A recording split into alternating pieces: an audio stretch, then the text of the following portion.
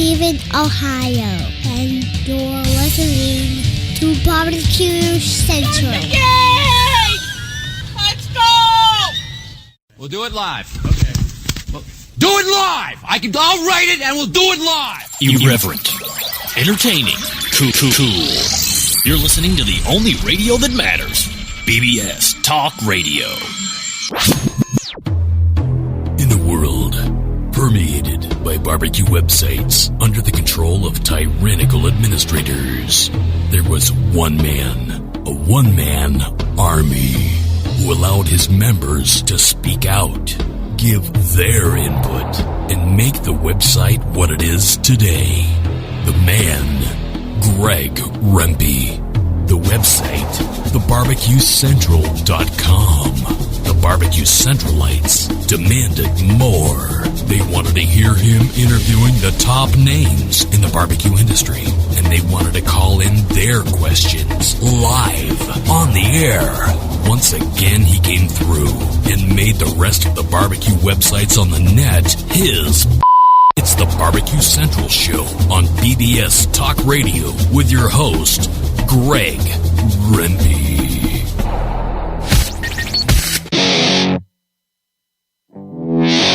Kick it.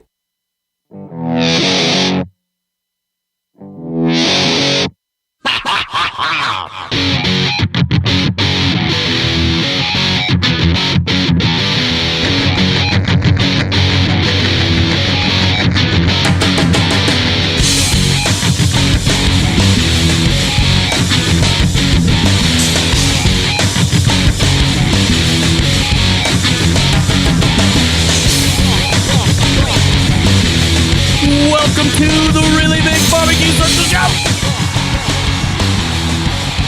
How long have you been around? Can anyone place this open? Can anybody place the year of this open? Some of you have never even heard this open ever in the history of this show. But believe it or not, way back, a very long time ago, this was one of the many previous show opens that has now been firmly stabilized with Cell Dwellers intro music that you would typically hear at this part of the show. However, we're experiencing a little bit of nostalgia here this evening because, believe it or not, back in February of 2008, in fact, dare I say right off the top,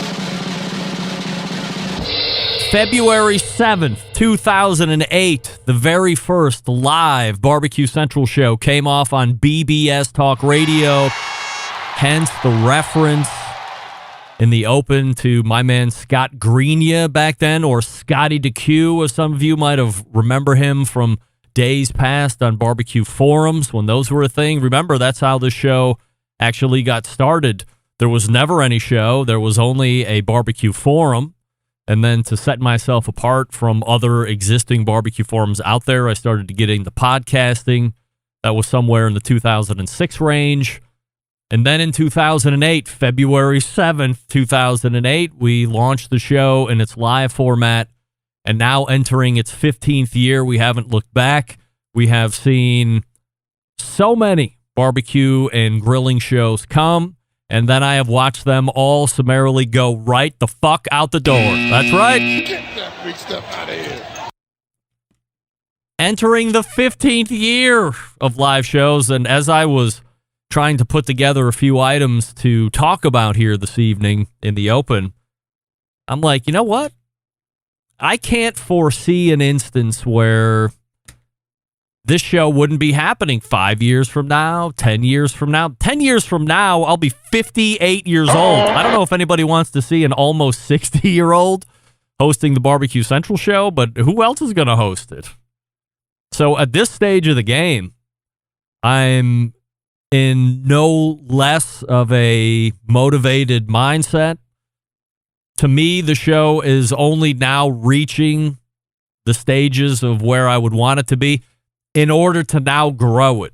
I think we've figured out a system finally after the first 14 years And now it's time to really ramp it up over the next 14 years. And hopefully right around this time, 14, 15 years from now, I'll be saying we're opening up our 30th. Can you imagine 30 years of live streaming?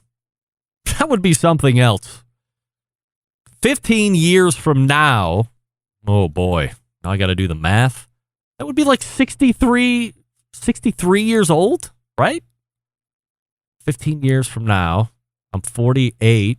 Yeah, I think that's right. 63. Look at me, math major. Did major in math in college, but I'm pulling it out right now. Well, addition, I know, very tough. So thank you for coming along for the ride over the last 14 years, or wherever you fit in that journey. And that's tonight's YouTube question, which I'll get to here in a second. But appreciate all of you that have even tuned in only once on podcast back in 2006.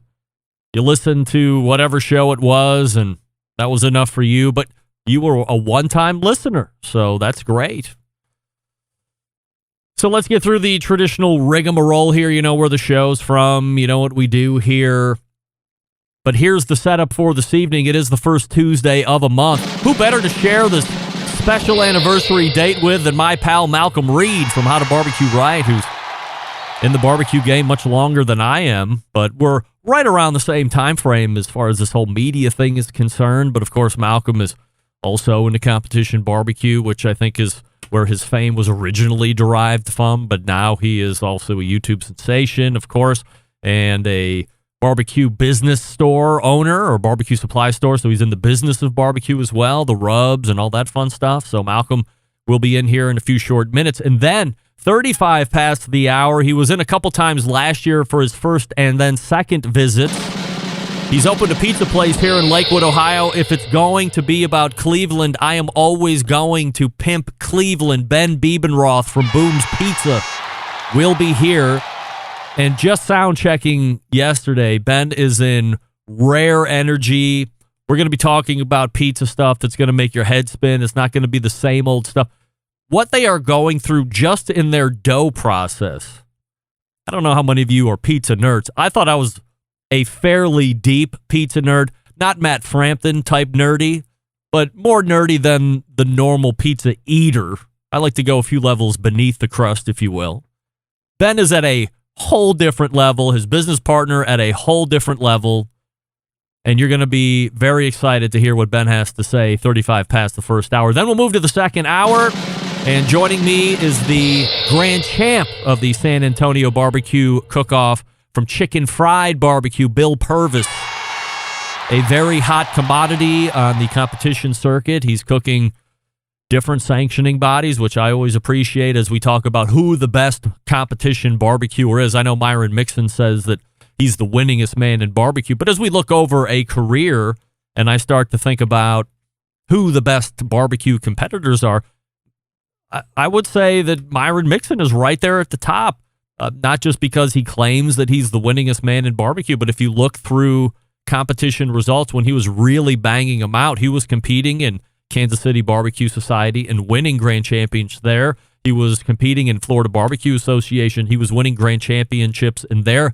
Obviously, Memphis Barbecue Network and then the non-associated Memphis in May competitions, winning grand championships and Team of the Years in MBN as well. So I don't know if there is a more accomplished winner in competition barbecue than Myron Mixon. Maybe Malcom has another name he can throw at me, but when you look at a guy who goes from sanctioning body to sanctioning body to sanctioning body to big events and then takes them down, not just competes, but is winning them, those are very far and few between. So Bill Purvis is a guy that is really enjoying success. He's obviously got something right because he is successful. He was on one of the episodes of Barbecue USA, so we may or may not hit on that as well, as there is a season 2 for sure.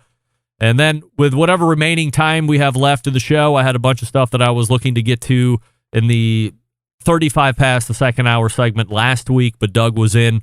He was a little chatty, which I certainly appreciated, and we were just able to close out 2 segments with Doug. So that's how the show is setting up.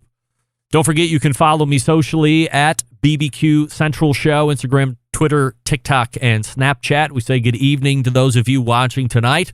through one of our streaming video platforms. You can go to Facebook and Twitch /BBQ Central Show to watch. Also, you can take the show in via YouTube /RD Rempe, where there is a new poll this week. And here we go. How long have you been a Centralite? How long have you been listening to the Barbecue Central Show? Your choices are as follows: 1 to 5 years, 6 to 10 years, and 11 years plus. Currently, it is a tie, 38% saying 1 to 5 and 6 to 10, and 25% of you are saying you're in it for the long haul, 11 plus years. Now, that is some type of commitment, but I would love to hear from the 11 plus years. Is it just that you've never ventured out and tried to find any other barbecue and grilling related podcast? You heard me and that was it?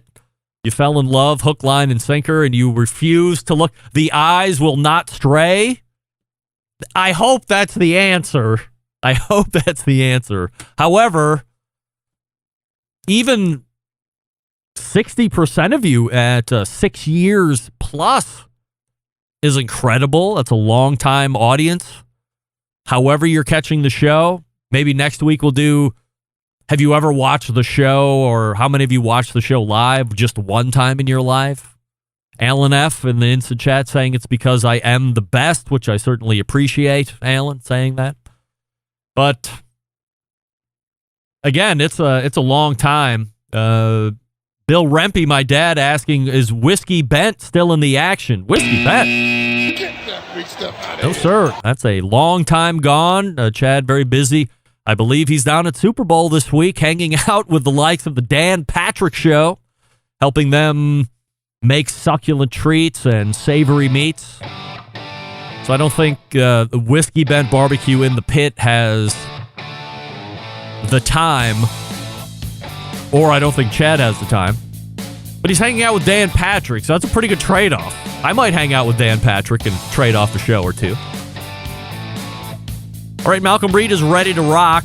Before we get to him, I believe that registration is closed. However, since 1991, the National Barbecue and Grilling Association has been the voice of the barbecue and grilling industry by helping members network and learn from proven professionals. Leader Cal Phelps looking to take the history of the organization and move it to new heights and successes here in 2023 and beyond as they start with their NBBQA annual convention, which is currently open for registration. Actually, I believe it's closed, as I just mentioned. However, you can check me out at nbbqa.org. And then it's all right there on the main page for you to further validate. Now, if you're someone in the barbecue business, if you're somebody in the grilling business, if you're looking to stay on top of trends, market your business better, learn from folks who have done it right and continue to evolve in the market that itself is ever changing, this would be a conference you would want to attend. It starts Wednesday, February 15th, so we're just a little over a week out. Runs to Saturday, the 18th. It's being held at the beautiful Wyndham Orlando Resort and Conference Center in the Celebration area of Orlando, if you're familiar. If you didn't make reservations, then you can't take advantage of being around the most successful people in the barbecue industry for those 4 days. You could walk right up to folks like Mo Cason or Dr. Barbecue or Mark Lambert or Tuffy Stone. The list goes on. You could ask them questions you would want to have answered. You would have then been surprised at how approachable and open they are to helping you succeed in the industry. They believe that the rising tide theory, lifting all ships, why not? Once again, you probably missed out on registering, but it is February 15th through the 18th next week in Orlando, nbbqa.org. Again, just to double check me for all the information. If you aren't a member, by the way, consider joining. You can have access to videos if you can't make it to certain events, and you can take it all in on-demand video right there on the website, nbbqa.org. That's nbbqa.org. We're back with Malcom Reed right after this. Stick around, be right back. You're listening to the Barbecue Central Show.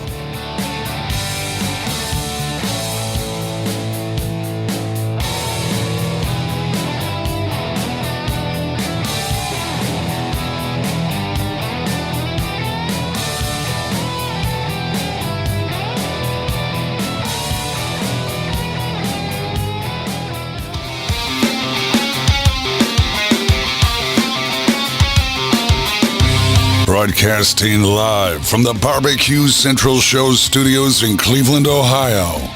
You're listening to the Barbecue Central Show. Once again, here's your host, Greg Rempe. Welcome back. This portion of the show being brought to you by cookinpellets.com, your number one source for quality wood pellets for all your pellet-driven cookers. You visit their website, Cookin Pellets, COOKIN, cookinpellets.com, and you can see all the blends that they're offering, all the other products that they're offering as well. The good folks over at cookinpellets.com trying to line up Chris Becker to come on and talk about some new pellets that are coming to market. He's got some new products as well, but we'll continue to chase him down and get him pinned in for a segment here before the first half of the year comes to an end. Joining me now, the first Tuesday of the month, 14 past the hour, guest, creator of How to BBQ Right, pitmaster of Killer Hogs competition team, Malcom Reed, joining us. Malcom, did you think that just by sheer happenstance you would be celebrating the beginning of the 15th year of live Barbecue Central shows here this evening? I'm not surprised, Greg. You've had a wonderful show, man. I've been a fan for all those years. So I was going to say, the YouTube question of the night is, how long have you been listening to the show? Is it 1 to 5 years, 6 to 10, or 11 plus? Where do you fit into that? I'm in the 11 plus. Yeah. I've been around, yeah. Long time. So we got a lot of stuff to get to. I was taking in the most recent episode of the How to BBQ Right podcast. By the way, if you're fans of mine, casual fans of Malcom, they are back to producing new episodes every week. The first 2 of season, I believe 6, is out now, so you have a couple to listen to if you haven't been keeping up with your subscription updates. What in the hell is a king cake? Oh, you don't know about king cakes, No, Greg? Come on, man. I live in Cleveland. I gotta send you one. No, it's so classically okay. You know Mardi Gras, the big celebration down in New Orleans. It's accumulates with Fat Tuesday before everybody gives something up for Lent. So king cake is it's kind of like a dessert pastry that people eat during that time of year, and they probably eat them year round in New Orleans. I don't know, but they're famous during Mardi Gras time. That's usually when we get them up in Mississippi. But if I had to describe it, it's kind of somewhere between a cinnamon roll and a Danish kind of. It's this braided layer of flaky cake that they put icing on. Sometimes they stuff it, sometimes they don't. They sprinkle the colored sugars on it. Then And were Rochelle and Tyler talking about one of them having a baby in it? So that's kind of part of the tradition. They have these, and I don't know what they did years ago when they first came up with it, but now it's like this little tiny plastic infant, newborn baby, and they put it inside the cake after it's cooked, of course, before you take it to the party or serve it. Whoever gets the slice with the baby in it, it's good luck. You're responsible for bringing the king cake to the next party, and you're kind of important for the year or whatever. Wow. So the only thing food-wise, and this would be in the sweets out. Now, notoriously, I'm not a big sweet eater per se, maybe a cookie here and there, but I'm always more of a fan of something that is less sweet. I like, vinegar stuff. I like savory stuff, but sweet and especially desserts isn't typically my kind of thing. But every once in a while, I'll go nuts. The thing that I most associate pastry-wise with Mardi Gras, I don't know if I say it right, but the punchki, which is, it looks like it's kind of a jelly-filled donut, but it's a little bit maybe more yeasty or, something Cajun-esque. Is that something you guys have down there as well? So that's in the range of what, a whole king cake would be like. I've seen those. Oh. I've never heard the name punchki. That's new to me. Yeah, punchki. But I've seen the pastries you're talking about. Yeah. That's what we get up here, and they can't be authentic because the Giant Eagle grocery store, which of course is Pittsburgh-based, which we hate, but that's where it's based. They're baking them like right on site, so it's not even like they're trucking them up from El Dumont down there in New Orleans or somewhere that would be authentic. But they seem to sell like crazy. To me, it's like a dessert version of the McRib. It only shows up right around this time, and then right at the end of the month, you never see him again until this time next year. And everybody goes crazy. But they're, stuffed with some weird stuff like, mince meat or prunes, dates, things like this. Again, I mean, it's just something I'm probably not going to get after. I like lemon, again, a little bit more sour kind of stuff. But that's the only thing I really... King Cake took me by surprise this morning when I was getting my workout in, and I was like, I'm going to have to ask him right off the bat what this King Cake is, because I've never seen it up here. But maybe I can do a little research and see if we can't find a New Orleans-based baker up here in Bomb City, USA, and grab one here before it's over. The other thing I want to ask you about, you had said earlier in the most recent podcast that you're a big indoor cooker right now because really you're forced to be indoors. You've also succumbed to some of the ice storms, maybe not the size of Texas and the issues that they were, but you had some ice coverings there. So you're cooking inside and you're perfecting burnt-ass chicken. So what is a burnt-ass chicken, and is there a formal recipe at this point? Yeah, I mean, the burnt-ass chicken started back in my early competition days. There was a contest in South Haven. Y'all have heard me say Springfest before. That was the first contest I started cooking. They had an ancillary chicken contest. It wasn't like these KCBS, chicken thigh contest or whatever. But I started doing burnt-ass chicken, and all it was boneless, skinless thighs.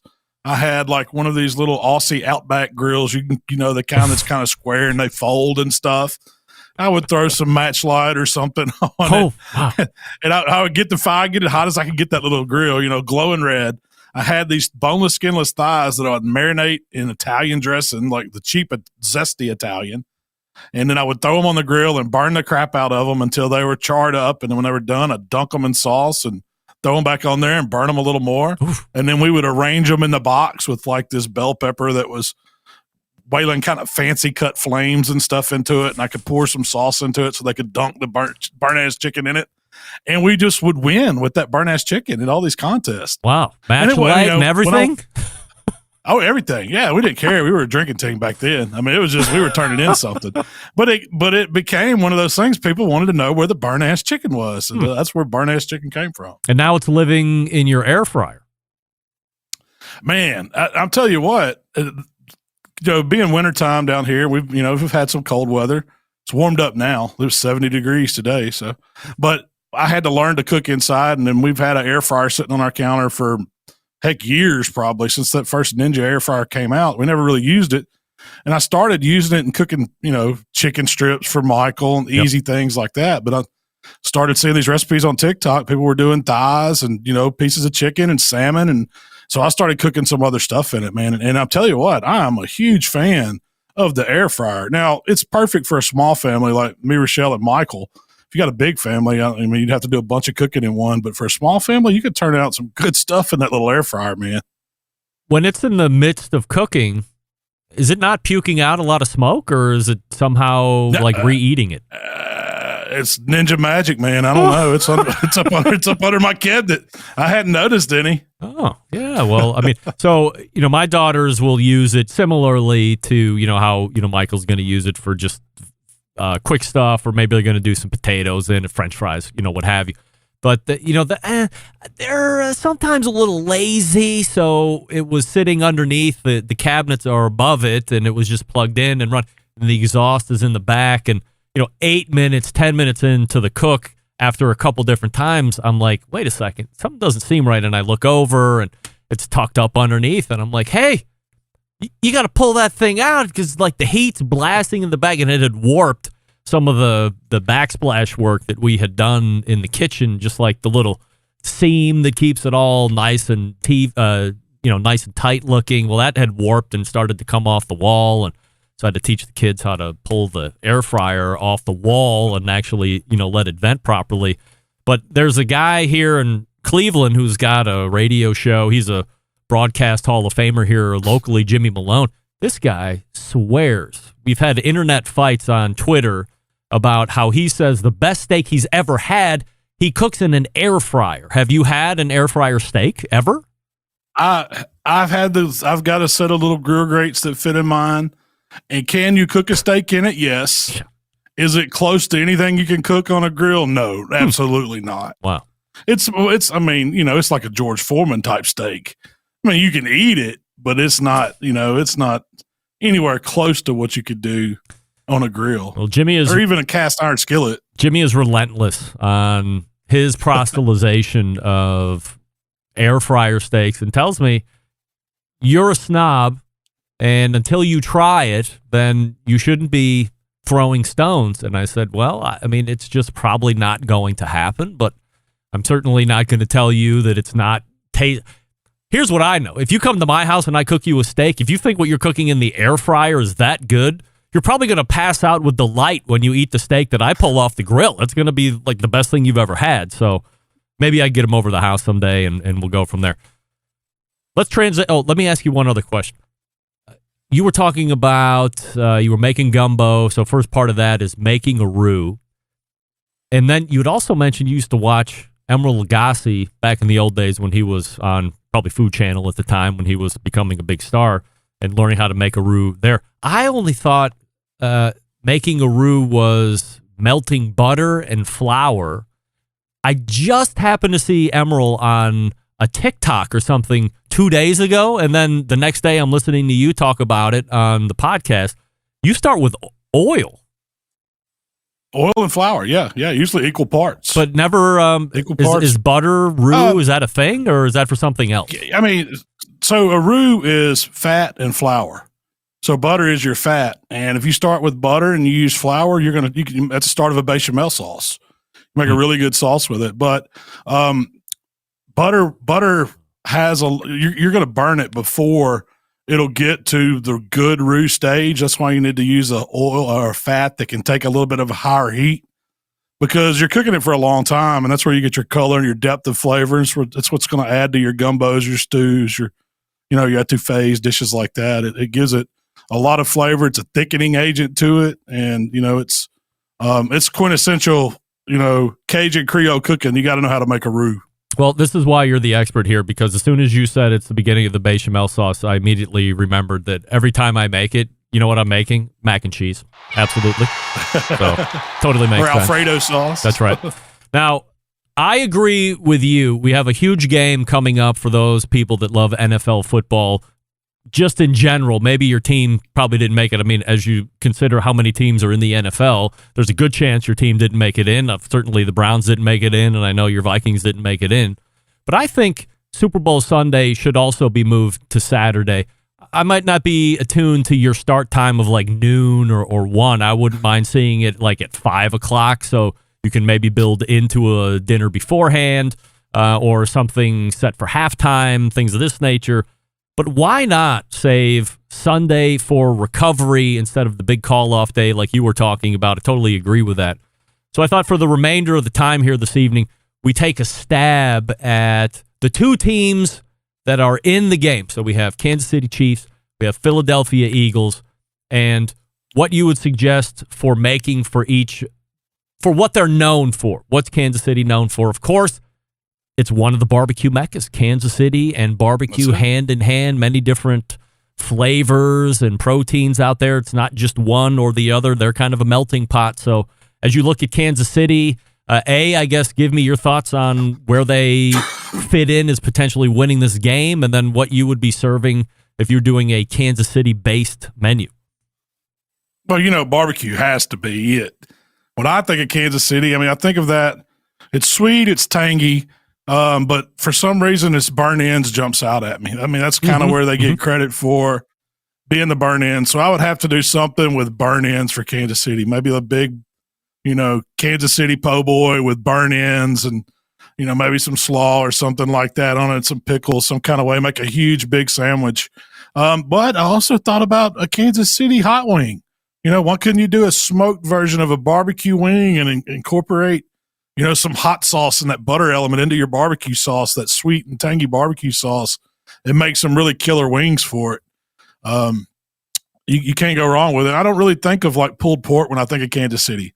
I think of ribs. Yep. I think of St. Louis cut ribs. I mean, I know they're not Kansas City cut, but so if you're hosting, that's kind of what comes to my mind. If you're hosting a party at your house, I agree with you. First thing that comes to my mind, I didn't think about burn ends until you said it, and then, of course, that made complete sense for Kansas City, but I was thinking ribs right off the bat. So Is that something that you can really do in advance?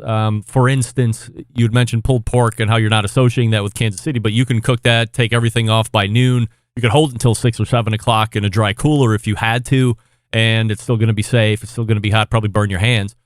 Is that something you can similarly do with ribs, or you need a much tighter window in order to still have a good end product? I always say you could get 1 to 2 hours out of ribs, and that's about for them to be absolutely best. You know what I mean? Of course, you can still eat them 5, 6 hours later if you wanted to, but they're not going to be as good. Ribs cook pretty quick, man. You can cook ribs in 3.5, 4 hours from start to finish. You know, cook them a little bit hotter, render them really good, and get them tender. Are you a fan of cutting them in advance? Into individual bones? Yeah. I've only done that to deep fry them. I've never done it to smoke them. But I have seen some people do that here lately to kind of speed the process up. To me, anytime you go slicing on them, or any cut of meat like that, you're cutting it, giving it more surface area, and you're going to let juices escape. So I think it would be drier, I think, and I just don't think it'd be as good as cooking it as a whole rack. Could be wrong. I've never tried it, but I would follow your line of questioning. As soon as you start breaking stuff down, as soon as you start pulling the pork butt, as soon as you start slicing the brisket, things are going to have a tendency to dry out much quicker than if it remains intact. So I'm with you on that. The other team that is taking part in the Super Bowl is Philadelphia Eagles. To me, first thing that jumps out is Philly cheesesteak, of course. I don't know where you're at there. Already knew where you were going. Yeah, no doubt about it. So do you have any favorite Philly cheesesteak recipes or cheesesteak specific recipes? Man, I actually recorded one this week for TikTok, but I got the inspiration from one of my local favorite wing places called Mr. P's. They have a Philly cheesesteak burger. And so it is a big burger on a hamburger bun topped with Philly cheesesteak, with the peppers, with the onions, with the whiz all drizzled over it. Wow. Pickles, mayo, onions, the works underneath the hamburger patty. It is a man-size Philly appetite burger. Holy moly. And so I made one of those, and I hadn't released the video yet. It'll probably come out before the Super Bowl. But cheesesteaks, man, who doesn't love them? Thinly sliced steak on a flat top. It cooks fast. You can do your vegetables on the side. I like mine with mushrooms, onions, peppers. Mm-hmm. You don't have to. I like it topped with the cheese whiz or the cheese sauce. I like it with provolone. I've had it pizza style where they do the marinara and the mozzarella on it. Never been to Philly, but I've ate a lot of Philly cheesesteaks in my life. Are you a fan of steakums for cheesesteaks, or is that bad news? I haven't had those. My mom used to buy them, Greg. It's probably been 30 years. We have. So what I'm a fan of, I found our grocery store Kroger started selling this. It's called thinly sliced steaks for cheesesteak, I guess. But it comes in a little tray. It is shaved. I'm sure it's not ribeye, but it's shaved steak, super thin. And when you break it up and put it out on the flat top, it acts just like a steak. It's not on like wax paper that you peel off. Yeah. But it's good stuff. And they even do a pork version, and I think they do a chicken. So you could do a chicken Philly. You could do a pork Philly.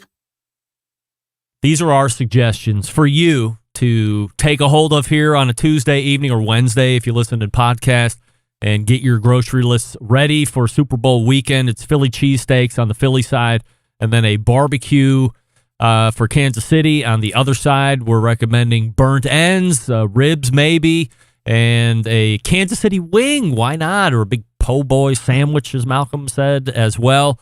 Malcom can be found over at howtobbqright.com. Subscribe to him over at his YouTube channel, where 1.5 million of you are already doing that. Follow him socially at the same handle. Malcom, always appreciate the time, and we will see you in March. Hey, we'll see you next month, Greg. Have a good one, man. All right, Malcom, there he is.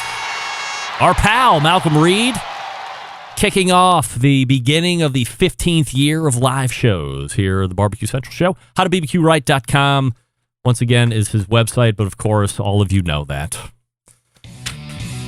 Ben Bebenroth appears to be ready to go to talk a little Booms Pizza. Before we get to him, I will tell you about Pits and Spits, some of the best looking, best cooking smokers and grills on the market. Pits and Spits offers a fun family of products, including traditional offset smokers, wood pellet grills, charcoal grills, travel grills, combination pits, fire pits, and much more. Pits and Spits has been one of the only American fabrication shops that's focused only on smokers and grills for the last 40 years. Why is that important? They put an emphasis on quality and design, locally sourced materials, unmatched attention to detail, from the fully welded barrels to the heavy gauge steel. They bring both a function and beauty to life. Pits and Spits builds every product with the intention that it's going to get passed down from generation to generation. Whether you're in competition barbecue or you just want to take that backyard barbecue and grilling game to the next level, the answer is Pits and Spits, and there is a product for you in their lineup. Check them out at pitsandspits.com, all spelled out PITTSANDSPITTS, pitsandspits.com/BBQ Central, and use promo code BBQ Central for a free spice pack when you order $500 or more worth of stuff. If you order a cooker, rest assured you're going to get that spice pack for free. You will definitely have accumulated over $500. Once again, it's pitsandspits.com/BBQ Central. And then promo code at checkout after you accumulate $500 or more for the free spice pack, which is delicious. Who likes pizza? I like pizza. Let's talk pizza. Be right back with Ben Bebenroth from Booms Pizza. Stick around. We'll be right back. You're listening to the Barbecue Central Show.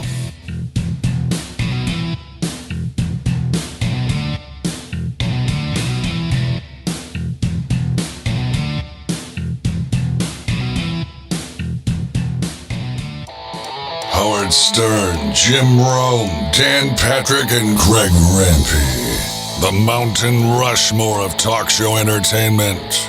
Now, let's get back to the Barbecue Central Show. And we thank Malcom Reed for joining us the last segment. This portion of the show being brought to you by Fireboard. Monitor up to 6 different temperatures simultaneously. Connect to Wi-Fi for cloud-based monitoring or connect via Bluetooth. If you have Alexa or the Google Assistant in your home, you're in luck. Fireboard, fully integrated with both. Find out more by visiting fireboard.com or call them 816-945-2232. My next guest tonight made a few tremendous appearances last year, and he's starting out with a bang here in 2023. There has been a recurring theme on the show with me and my unwavering love of pizza. I have long said that even a bad pizza is still pretty good pizza. Tonight's guest has just opened his new pizza place here in Bomb City, west side suburb of Lakewood, Ohio. You might know him from Spice Acre Farms, but tonight you will know him as one of the men over at Booms Pizza. And when I can pimp anything here in Bomb City, USA, I will pimp everything here in Bomb City, USA. Let's welcome back Ben Bebenroth. Ben, the last time you were on the show, we hit a little bit on this venture, but other than a real commitment to wanting to do this thing, there was nothing overly tangible at that time, but things have changed. Booms Pizza, now open for 2 weeks today. You know what? We have a in-kind anniversary date, Ben. It is the beginning of the 15th year of live shows here at the Barbecue Central Show and the second full week of live operation over at Booms Pizza. So, 2 weeks in, how are things going? Oh, man. Well, first of all, I am just blown away by the pace of business, man. It's absolutely incredible. And I'm really mostly impressed with the attitude of people. We're just getting such a warm embrace. And as you said, dude, people in Cleveland love a good pie. Yeah. So the pace of people and then coming back multiple times inside of the first couple of weeks is pretty incredible, man. Ben, can I see, can you do a 180 with the microphone there and see, you might, yeah. I was going to try this. Yes, that's 100% better. All right. So a warm welcome. We love pizza, of course. Of the pizzas available on the menu, has there been one right off the bat that has soared to the top of the most popular list? Oh, dude, hot stuff and peps for sure. Really? Like we're using Ezzo pepperoni out of Columbus, using the cup and curls, and fresh shaved garlic over the top of it, basil, Mike's hot honey, Calabrian chilies. Dude, it's killer. I wasn't overly familiar with the different variations of pepperoni. When I was talking to Matt Frampton the last time from Urban Slicer, he had started talking about cup and char.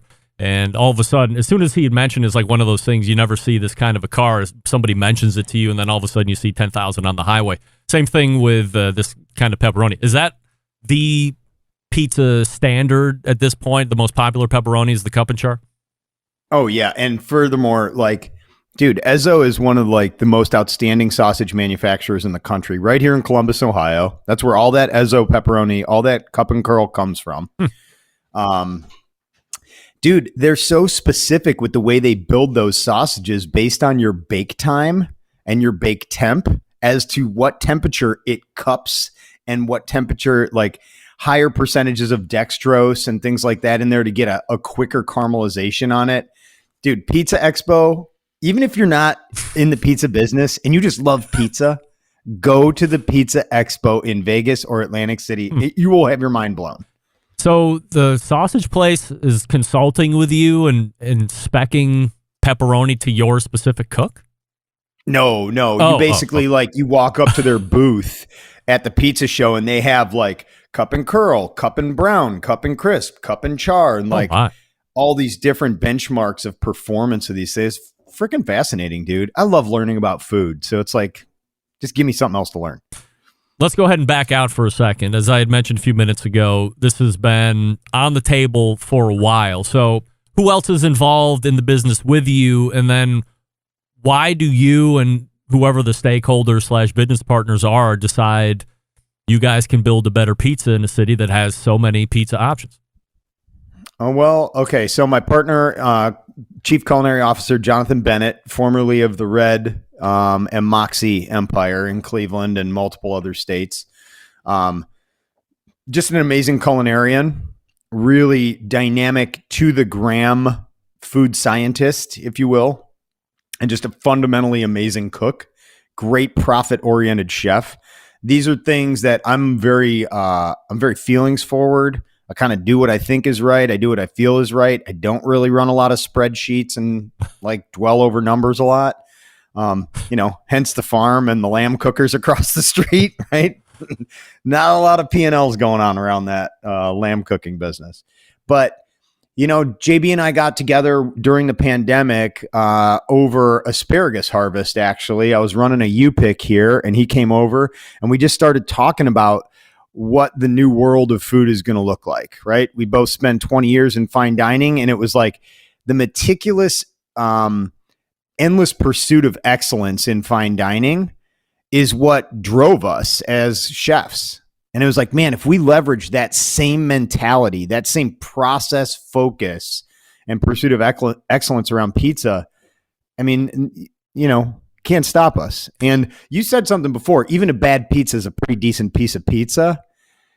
The window of success for pizza is so vast and there are so many styles. And PS, 9.75% of all purchases in a restaurant in the United States are pizza. So it's the largest category of restaurants in the country. So really, getting my ass kicked on fine dining for 10 years basically at Spice Kitchen. Loved the job, loved the cooks I helped and the food we created, but really never put up any money at all. Like it was just enough to run again the next year. And I don't know, man, you get your dick knocked in the dirt like that over the pandemic and you got some time to think about it. You know what I mean? It's like, shit, what did I trade all these family memories for? I better start like doing a business that I can scale and create an environment and a product that I can like really hang my hat on. And instead of trying to master all these different arts of fermentation, smoking, baking and pastry, agriculture, it's like to just get a foundational, amazing pizza crust and blow that thing out of the fucking water. That's what I'm after. So as far as Spice is concerned, is that now not an operation? You've become enamored with being able to take the things that you are really passionate about and now put them into a business that is more of a revenue slash profit producer?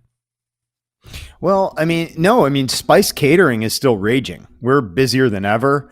Doing amazing work. Spice Field Kitchen, our nonprofit, we're teaching a ton of kids, 7,500 kids we've educated about food nutrition and healthy soil. And the farm is still a great wedding venue. And we grow a lot of products here, specifically mostly for the nonprofit and cooking demos.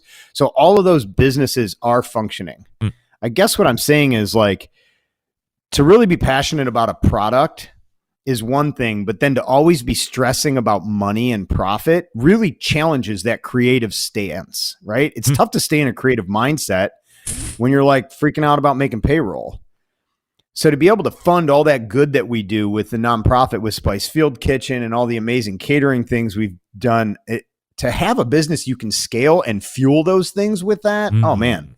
Now that's something that is really special. So from concept of Boom's Pizza to actually opening the doors 2 weeks ago, what kind of time frame are we looking at?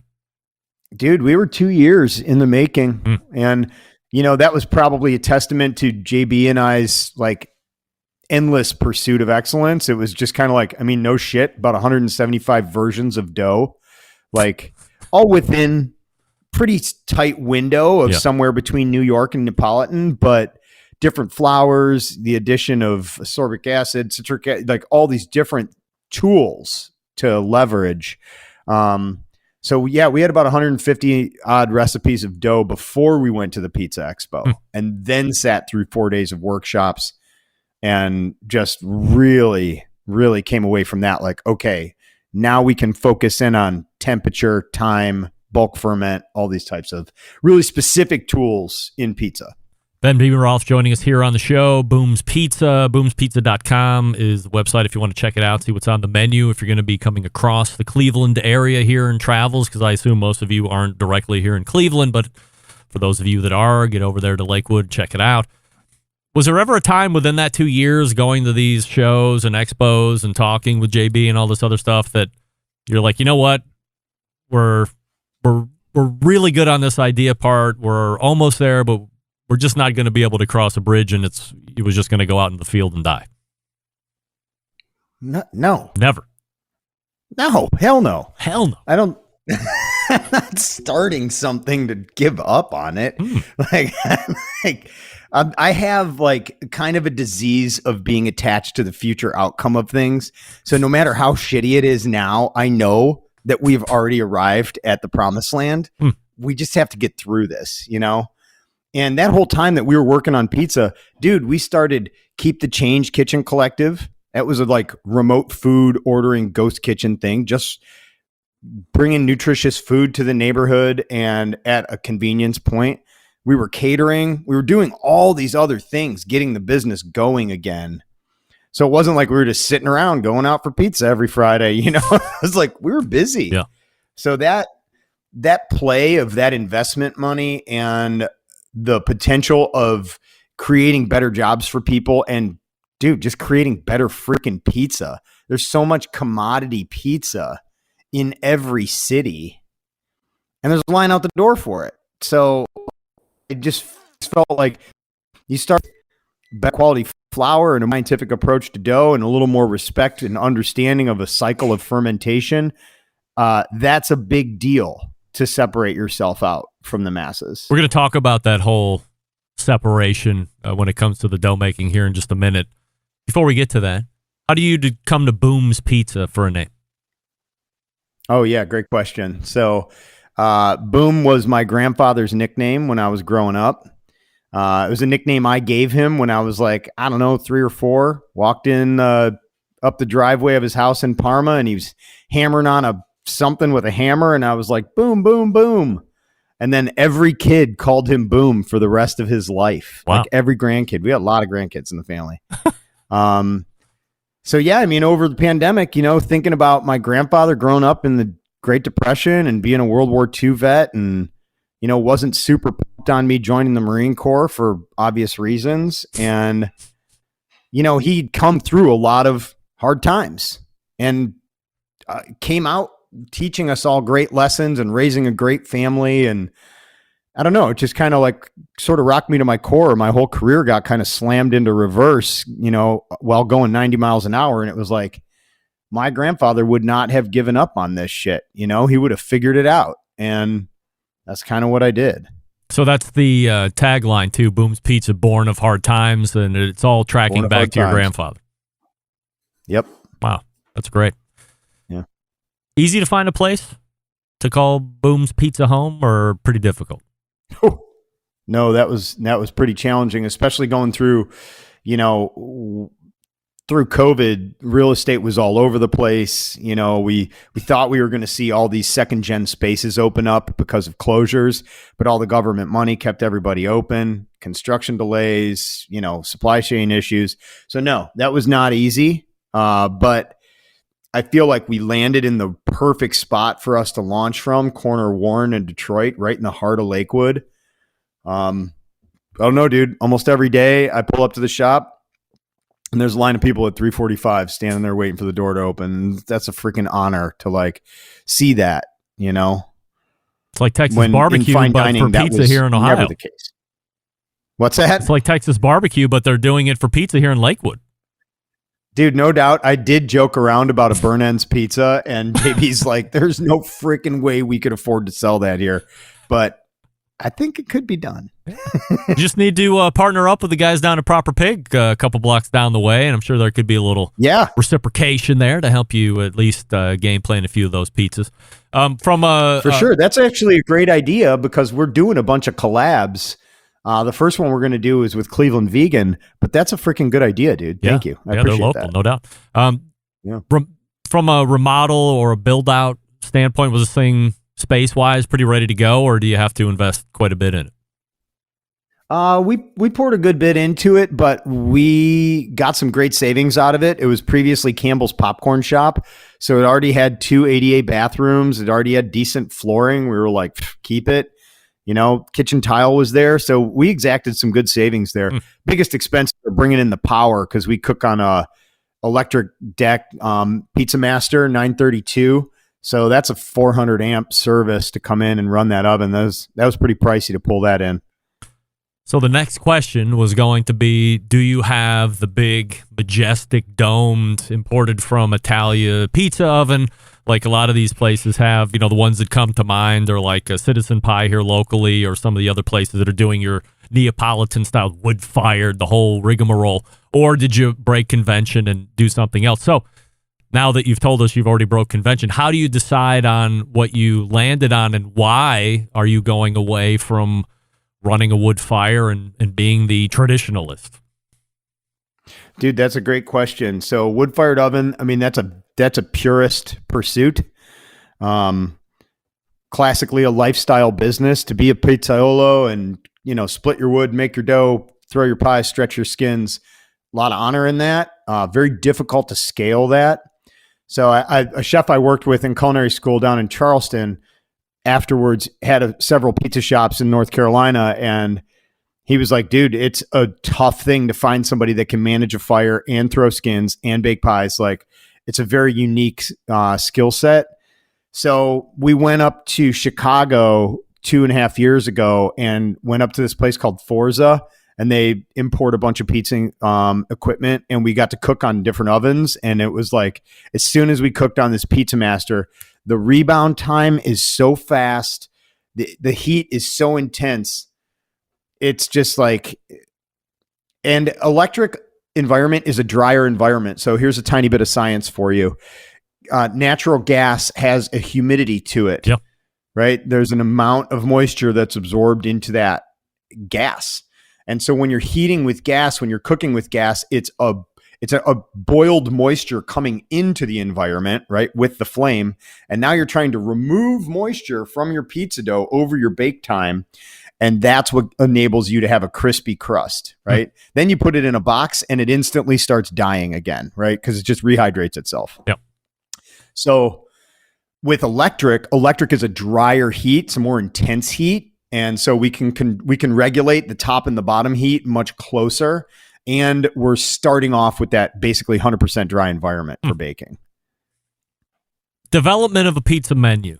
When I talk to the guys and the gals that are opening barbecue restaurants, we always have a point in discussion where we talk about menu, and they always talk about how it was this big, and then they either opened and all of a sudden within a month it became this big. They saw what was really selling. Yeah. Everybody was gonna buy everything off the menu, and then they quickly realized not everybody's gonna buy everything off the menu, and let's focus here. So do you guys come up with a plan? And look, as you had said, JB's been in fine dining, you've been in fine dining, you get menu, you get business, all this other stuff. Pardon me.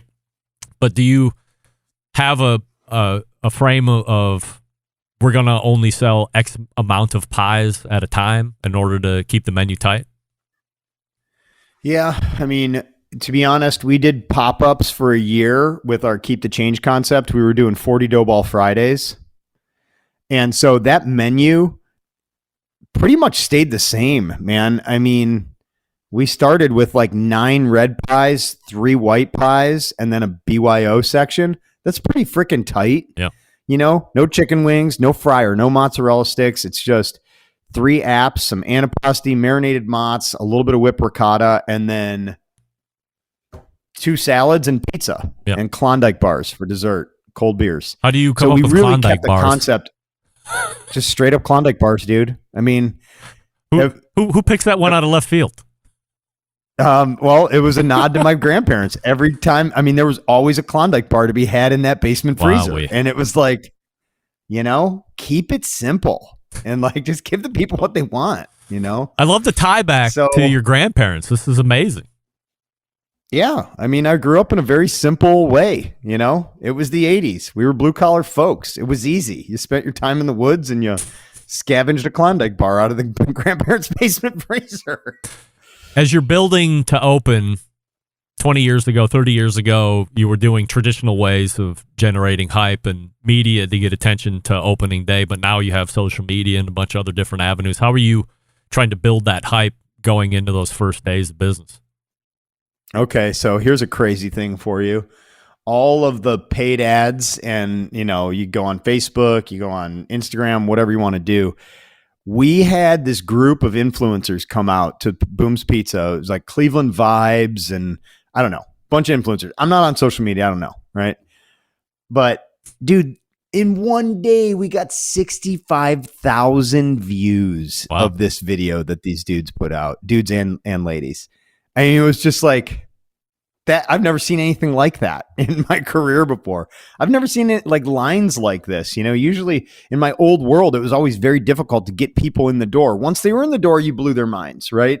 But there was rarely a line at the door to get into a white tablecloth-esque experience. So yeah, the viral way to communicate right now. And frankly, I also think what's playing into that is the familiarity of product. Everyone understands pizza. It doesn't require a 10-minute story about, you know, where the reindeer was sourced from and all this stuff. It's just easy, you know? It's just easy. And that's kind of refreshing right now. Is January one of the worst times to open a pizza restaurant, or does it not matter? Not so far. I mean, of course. Right. Yeah. But as you're thinking about it and things are lining up, are you like, wow, if I had my druthers, I'd pick June? I don't know. I don't know that there's seasonality to pizza. People say it's recession proof. It's affordable luxury. Every night is pizza night. These are like common phrases in the industry. Personally, I think the wintertime works out good for us because of the seasonality of our other businesses. So catering company, gangbusters, Memorial Day through Thanksgiving, you know, the farm, the nonprofit, very, very active in the summer and the spring. So I personally wouldn't want to add anything into my plate in like May or June right now, but right now felt like the right time to do it. So let's run back to the dough thing that you were talking about. And earlier today, I was talking with somebody about pizza dough, and we were just talking nonsense. And I said, geez, I was talking to this guy last night. He started going into this thing about his dough, and I was like, wow, this is a whole different level of pizza geekdom, pizza science, pizza whatever you want to call it. But it's not just some fatso showing up to your shop and slugging down a big pizza all by himself. This is next level pizza knowledge. So if you might be able to explain from a dough perspective, how would your operation differ, or what are you guys doing that probably most other places aren't? Yeah, so I'm going to give a tip of the hat right out of the gate here. Jonathan Bennett, absolute mad dough scientist. I am quite literally the guy standing over the mixer like, interesting, and then biting one piece, biting the other piece, like, yeah, like this one. You know, like, and understand what's happening, but he lives inside of it from a percentage perspective. So mad props to that dude. So our dough we're working with 64% hydration right now of just water, about another 4% oil. So it brings us to the 67.5, 68% total hydration of the dough. Now, to orient you to where it's from a style perspective, Neapolitan's like 71 to 75, real soupy stuff, real loose. New York is like 61, 62, right? Real like kind of double baked, stiff, fold a slice in half, walk down the street eating it, right? So we're right in the middle there. So we're making our dough. We mix, we auto lees, we kind of let it chill out for a second. Then we add the oil and the salt, mix again. And then we do a bulk ferment. So it's actually allowing that yeast to get to work at this stuff. And all of this is contingent upon temperature.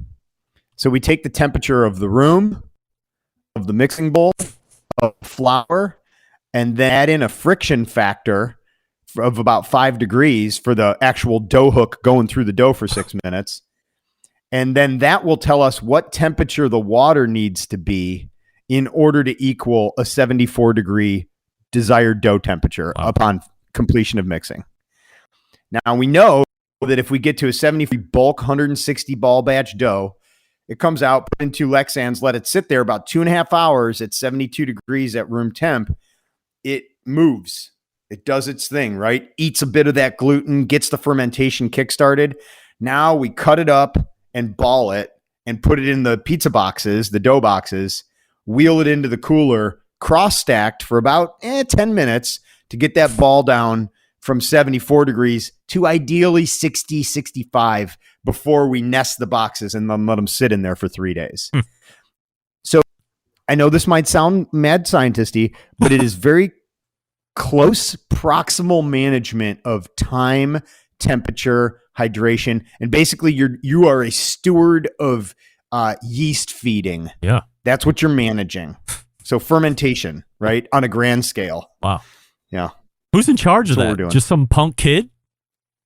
Yeah, some punk kid named Jonathan Ben. He's 48 years old. Okay. Thank God. All right. The mad scientist is in charge. I wonder like where the delegation starts to happen if, like Timmy or Tommy are the ones now in charge of watching this stuff.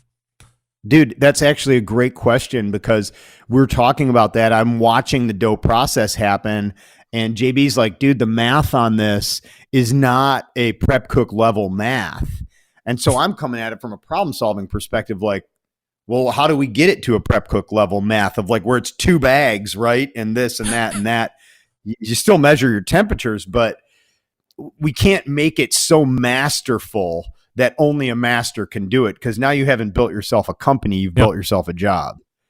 So there's a line there, where you're like, okay, this is excellence.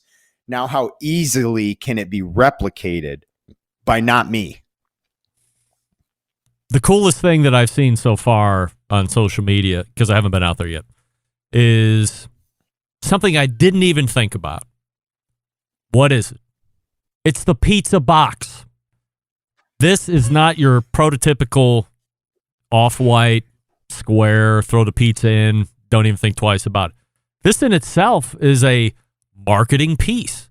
You open up the top, there's a headless guitar player or, whatever other figure that's in there. You crack it open and you can sit your head in on top of it. And now you're the guitar player or the ballerina or whatever it is.